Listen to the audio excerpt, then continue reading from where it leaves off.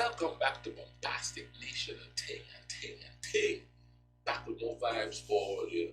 And since the Thanksgiving holiday just passed, I bumped into this year, and this one is called False Things Everyone Believes About Thanksgiving. Now, I didn't know what Thanksgiving was. There was no Thanksgiving on the island when I was growing up. I don't think there's a Thanksgiving now on the 25th of October or something, but that started after I left. Uh, so when I came here, I didn't know what it was, you know what I mean? And quickly find out is you will chill out, eat food. I, up to this day, I still don't really know the premise of it. To tell you the truth, everybody's got a different idea of what it is. So let's watch this here. False things everyone believes about Thanksgiving. Let's YouTube and consider. Thanksgiving seems so straightforward. Pilgrims, Native Americans, turkeys, fun. But how much of what you think you know about Thanksgiving is really true? Here are false things everyone believes about Thanksgiving. Every kid with a third grade education knows the first Thanksgiving was in Plymouth, Massachusetts in 1621, and that it promptly turned into a beloved annual tradition. You know, turkeys with big hats that have buckles for some reason. All of that. But actually, that's not exactly true. The Mayflower immigrants did have a celebratory harvest feast in 1621, but according to the New York Times, it wasn't until the 1830s that people in New England claimed a link between that historical event and the totally unrelated annual feast they had been celebrating for years. The people of Plymouth did have religious events to give thanks for major events like the end of a dry season, but they were days of fasting, not feasting. If you hopped into a time machine and traveled Wow. So everything that you learn in school there, that whole thing, even though based in truth, the sequence of events didn't match up. So is that a 30-year difference there when they started celebrating? That's pretty interesting. backward to that first Thanksgiving, which we now know wasn't actually Thanksgiving, and started asking around for the Pilgrims, you would have gotten a lot of blank stares. That's because they didn't refer to themselves as pilgrims. According to history, they called themselves separatists or saints. In their own writings, they sometimes referred to themselves as planters. Later settlers called them old comers. There were a few uses of the word pilgrim in the mid-1600s writings of William Bradford, governor of the Massachusetts Bay Colony, but it wasn't until the late 1700s that people started reading those diaries and began applying the name pilgrims to the first English immigrants. So, the first Thanksgiving wasn't called Thanksgiving, and it was celebrated by pilgrims who weren't actually called pilgrims. Makes sense. Because we think of Thanksgiving as a pilgrim thing, we naturally assume that we aren't just celebrating the things that we as modern humans are thankful for. We're also celebrating the triumphs of the pilgrims. We're remembering their struggle for religious freedom, their perseverance in a hostile new world, their bonds with their new Native American allies, and most of all, their survival through that first long, brutal winter. Except we're actually not celebrating that at all. What we're really celebrating is the Union victory at the Battle of Gettysburg. Thanksgiving was first declared an official annual event in 1863, and it was Abraham Lincoln who did it. And he wasn't thinking back to the trials and tribulations of the Pilgrims. He was thinking about recent events. The North had just defeated the South at the Battle of Gettysburg, and that's what he wanted America to be thankful for. And since Americans love time off to eat food, Does that mean people don't stop celebrating Thanksgiving now? Just a little bit of smile. the tradition caught on. Thanks, General George Meade. One reason we admire the Pilgrims so much is the belief that they came to America to find religious freedom. And according to conventional wisdom, when they found it, they celebrated with that first Thanksgiving. Of course, none of that is actually true. That's because the Pilgrims weren't actively facing religious persecution when they decided to come to America. They were already free of it because they'd fled England 10 years earlier to settle in the Netherlands. But life in the Netherlands wasn't exactly awesome for the Pilgrims. According to the Plymouth Plantation, most of the Pilgrims worked long hours in the cloth trade for very little money. To make matters worse, their kids were starting to think of themselves as Dutch. So, after some soul-searching, the Pilgrims decided to move to America, where there would be religious freedom, but also economic opportunity. as well as the freedom to remain English. They signed on with a company called the Plymouth Company, which promised them passage, plus clothing, tools, and other supplies. In return, the Pilgrims had to send natural resources back to England for a period of 7 years. As a bonus, the Pilgrims also got to establish their very own totalitarian religion and use it to argue against religious freedom for everyone else. So, yay? So, remember that whole thing about Thanksgiving being a celebration where the Pilgrims invited their native allies from the Wampanoag tribe to celebrate their new friendship and mutual respect? Well, there's another thing that's not necessarily true. According to Indian Country Today, there was some cooperation between the settlers and the Wampanoags, but it wasn't all fun and games. It was mostly based on mutual need. As it turned out, in a big stroke of luck for the English, a terrible epidemic had just swept through New England right before they arrived. Nobody is quite sure what the disease was, but it killed millions of people, reducing the population by up to 90% in a period of just a few years.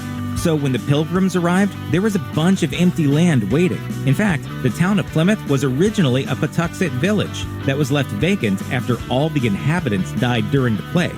There was only one Patuxet left alive, Tisquantum. No. So wait, there were plagues during that? Diseases we didn't know about? Diseases we didn't have cures for them? To think. Today is Tisquantum, who only survived because he'd been kidnapped and taken to Europe as a slave at the time of the epidemic. Tisquantum and the Wampanoags had one thing in common with the Pilgrims. They needed friends. That's because other tribes in the area, like the Narragansetts, hadn't been affected as much by the epidemic and thus suddenly had a military advantage. So an alliance was born between the Wampanoags and the Pilgrims. Despite all that, though, some historians believe that the Wampanoags weren't actually invited to the first harvest feast in 1621. Instead, it's likely that the natives heard the Pilgrims firing their muskets, thus beginning that all-too-American tradition of drinking too much at a party and then grabbing a gun. So the natives thought the Pilgrims needed help and crashed the party. Hey, do you guys think the Pilgrims brought a bottle of Pinot Grigio to the first Thanksgiving? I'll tell you what the Pilgrims did bring. Smallpox. Turkey is so traditional that the mere suggestion of cooking something else on Thanksgiving is usually met with gasps of scandalized horror, even if it's something sensible, like roast beef or ham. And we won't even mention those who want to go completely off the Thanksgiving train with something messed up like a turducken. So why is turkey such a tradition on the American table? It has to be because that's what the Pilgrims ate, right? Actually, no. Or maybe because they definitely ate a lot of the stuff. But even if turkey was one of those things, then it certainly wasn't the centerpiece of the feast. According to Fortune, that honor goes to venison. Once they knew what was going on, the Wampanoag reportedly brought 5 deer to the party. And that was a big deal for the Pilgrims, because back in England, it was illegal to hunt deer. It was reserved for the nobility. So eating venison was a real delicacy. In fact, the Pilgrims were actually so excited about being able to eat venison that they were constantly talking about it in letters back home, which was probably irritating to all the hungry relatives in England wishing they could munch on some deer jerky. There was other stuff on the menu too, but we can really only guess what those things were. Shellfish, squash, cornbread, berries, and plums are all likely. No potatoes or cranberries, though, and no turkey that we know of. Here we go! Dad, what are you trying to do? It's Thanksgiving! I didn't know your girlfriend was a goddamn turkey! It may be a Thanksgiving tradition, but not everyone thinks pumpkin pie is a delicious treat. In fact, some find pumpkin pie to be downright disgusting. Pumpkin is a squash, the argument goes, and squash does not belong in your dessert, as evidenced by both the taste and the texture. So maybe it will come as a relief to learn that pumpkin pie was not an invention of the Pilgrims, nor is it likely that they ate it at that first harvest feast. According to What's Cooking America, the Pilgrims didn't have the kind of ovens you'd need to bake a pie. And if they had those ovens, they almost certainly would have baked something like a berry or plum pie, not pumpkin. Pilgrims did occasionally eat pumpkins because when you're starving, you'll eat anything.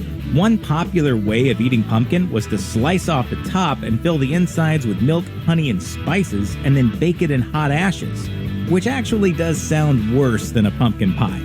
But that's the tradition that probably led to the pumpkin pie as Thanksgiving's undeserved signature dessert. At least modern whipped cream is an upgrade. According to tradition, every year the President of the United States of America selects a random turkey and pardons it, thus sparing the turkey from being eaten. And according to this same tradition, it has been thus since President Harry S. Truman first jokingly pardoned a turkey back in 1947. A couple of things though. Firstly, according to the Truman Library, there's no record at all of this ever happening. Truman, it turns out, was regularly given a gift of turkey by the National Turkey Federation and the Poultry and Egg National Board, but it was usually at Christmas, not Thanksgiving. And far from pardoning it, Truman was known to comment about how he and his family were definitely going to eat it. So where did this tradition actually come from? While some claim that it was Lincoln who started it by pardoning his son Tad's pet turkey during the Civil War, according to Snopes, it was President Ronald Reagan who first mentioned pardoning a turkey as a joke. His successor, George H.W. Bush, decided to be that guy by taking the joke too far and actually pardoning a real turkey. And this is apparently how the tradition actually started. Ironically, most pardoned Thanksgiving turkeys only live for a couple of years because they're bred to be fat and tasty, which means their bodies aren't usually compatible with life. When your friends or family groan that they could not possibly help with the dishes because of the turkey coma, most people just sigh with acceptance, because every armchair scientist knows that the levels of the chemical tryptophan found in turkey is so high that it makes people artificially sleepy. Here's the thing though, that's not the whole truth. Sure, turkey has tryptophan, but so do a lot of other foods, like cheese, fish, and eggs. What's different about Thanksgiving is that people eat a ton of food. And besides turkey, they're likely eating all sorts of carbs like mashed potatoes, bread rolls, and stuffing. When you eat a lot of carbs, your body produces insulin, and the insulin removes amino acids from your body, except for some reason tryptophan, which then has free rein to party inside your head. Once in your brain, it forms serotonin and melatonin, which is what makes you want to pass out on the couch and not do dishes. So it turns out the so-called turkey coma is really caused by everything else on the table. And all you have to do to avoid it is not eat so much. Sorry, turkey breath, but it's time to do your share of the dishes. One popular myth holds that the term Black Friday refers to black ink because it's the day when merchants finally start to turn a profit after a long, hard, broke rest of the year. Up until then, supposedly, they've had to do their accounting in red ink, which signifies a loss. But thanks to Americans shopping until they drop in a mad pre-Christmas binge, on Black Friday, all those merchants can finally break out the black pens to mark a profit. Sounds perfectly capitalistic, but it's also a load of hooey. According to Snopes, the term Black Friday was first sarcastically used in 1951 by employers who were annoyed that their employees always called in sick the day after Thanksgiving. By the 1960s, police were using it too to describe the chaos of the first day of the holiday shopping season. And that eventually evolved into the urban legend we have now. Today, of course, no one really cares why it's called Black Friday, as long as there'll be an awesome deal on the new iPhone. And it's that kind of opportunity for their descendants that the Pilgrims were truly giving thanks for. Check out one of our newest videos right here. Plus, Wow, that is crazy. That is crazy. To think that some of the traditions started off as just a joke, and then people take it like they partner the turkey. George was taken to the next level. You know what I mean? The Black Friday thing, I just never could understand why it's called Black Friday. Well, here we go. You know, just a sarcastic statement. Boom, it stuck. But you know what? It probably stuck because of the capitalism. You know what I mean? We could use that phrase. You know, and with that phrase, we could sell more product. It's a designated day. Let the rush begin. Wow, this stuff was interesting. I enjoyed this one. I hope you guys enjoyed it too. You know what I mean? Just a little bit of history for you, you know, on the whole Thanksgiving thing. Thank you all for watching it with me, man. This was fun. I'm gonna keep the link to this in the description, so you can check out this channel, see what they have there, and all the vibe that's going on over there. You know what I mean? However, keep watching.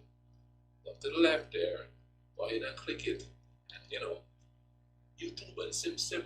You know, get some popcorn, some juice or something, sit back and enjoy this with me. You know, you're watching it with me now.